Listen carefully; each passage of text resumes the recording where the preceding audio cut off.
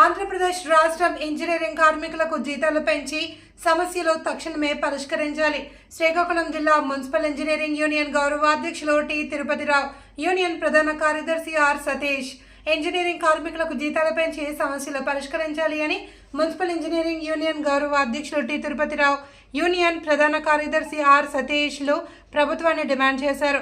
రాష్ట్ర వ్యాప్త నిరసన కార్యక్రమంలో భాగంగా 7వ రోజు కార్యక్రమం జరిగింది.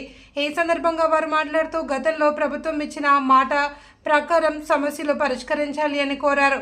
టెక్నికల్, నాన్ టెక్నికల్ వారి జీతాలు పెంచి ఇవ్వాలి అని, సీనియారిటీ ప్రకారం ప్రమోషన్ కల్పించాలి అని, హెచ్ఆర్ పాలసీ అమలు చేయాలి అని, రిటైర్మెంట్ వయసు పెంచాలి అని, వారసులకు ఉపాధి కల్పించాలి అని, తగినంత మంది ఇంజనీరింగ్ సిబ్బందిని పెంచాలి అని డిమాండ్ చేశారు.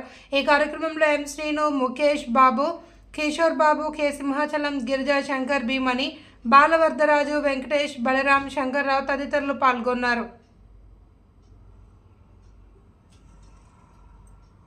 కార్మికుల రాష్ట్ర సంఘం పిలుపు మేరకు ఈరోజు 7వ రోజు సమ్మె కొనసాగుతుంది. ఈరోజు చర్చలు సఫలమైతే సమ్మె నిర్వీర్యం చేస్తాము.